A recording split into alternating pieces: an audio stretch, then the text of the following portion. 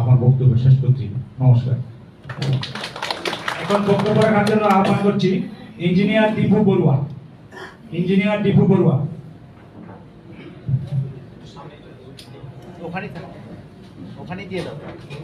সাধারণ সম্পাদক, বাংলাদেশ জাতীয়তাবাদী বৌদ্ধ ঐক্যফ্রন্ট।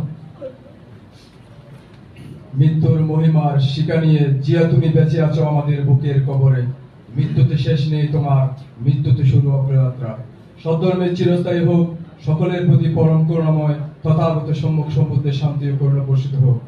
সুপ্রিয় উপস্থিতি, আজকে আমরা উপস্থিত হয়েছি শুভ বুদ্ধ পূর্ণিমার শুভেচ্ছা বিনিময় করার জন্য।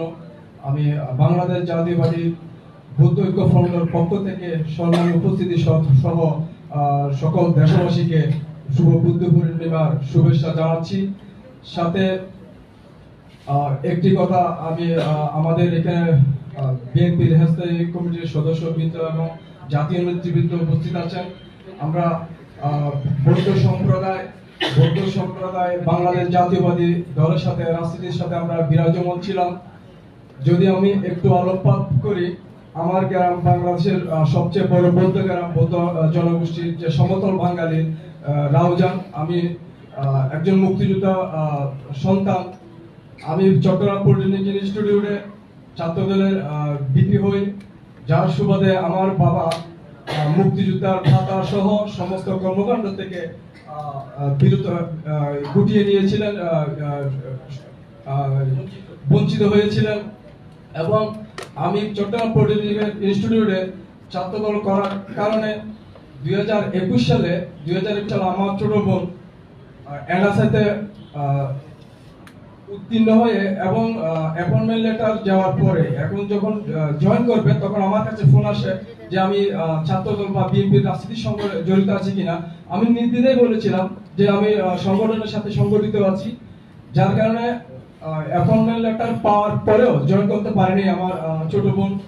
এবং আমি ঢাকায় গার্মেন্টসের ব্যবসা করতাম। যে রহমান স্যারের ছবি আমার অফিসে থাকার জন্য এলিভেটেড এক্সপেরিয়েন্স যাওয়ার সময় সরকার ক্ষতিগ্রস্ত দেওয়ার টাকা আমার ফ্যাক্টরির ক্ষতিপূরণ বাবদ 1,86,00,000 টাকা আমি পাওয়ার জন্য সকল কিছু হওয়ার পরেও জিয়া রহমান স্যারের ছবি থাকার কারণে এবং আমি জাতীয়বাদী দলের সাথে, যুব দলের সাথে সক্রিয় থাকার কারণে আমার এই জিনিসগুলো হয় নাই। তদুপরি শুধু এটা না, আমাদের বৌদ্ধ সম্প্রদায়ের অনেক পরিবার আছে যারা এই রাজনীতি করার জন্য যে পারিবারিকভাবে এবং নিজের জীবনের ক্ষেত্রে কিভাবে যে বৈষম্য শিকার হয়েছে এবং ফ্যাসিস্টবাদী সরকারের বিরুদ্ধে কিভাবে আমরা নির্যাতিত হয়েছি। সর্বোপরি আমি বক্তব্য বিশেষ রাখবো না, শুধু এটাই বলবো, সংখ্যাগুরু নয়, সংখ্যালঘু নয়, আমরা সবাই বাংলাদেশি। কোন সম্প্রদায়কে বাদ দিয়ে সম্প্রীতির শক্তিশালী দেশ গড়া সম্ভব নয়। আমরা আমাদের জাতীয়বাদী দল কেন্দ্রীয় নির্বাহী কমিটির সদস্য জনাব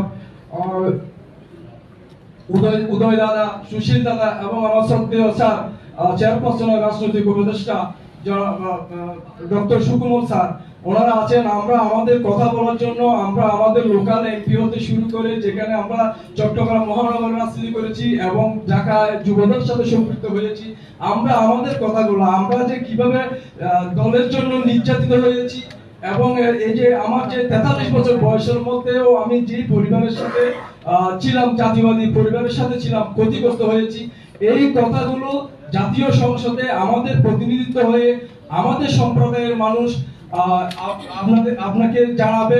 আপনি সরাসরি যুক্ত হন নাই, না হলে আমি আরো জিনিসটাকে আরো গুছিয়ে বলতাম। তা আমরা চাইবো বৌদ্ধ সম্প্রদায়ের পক্ষ থেকে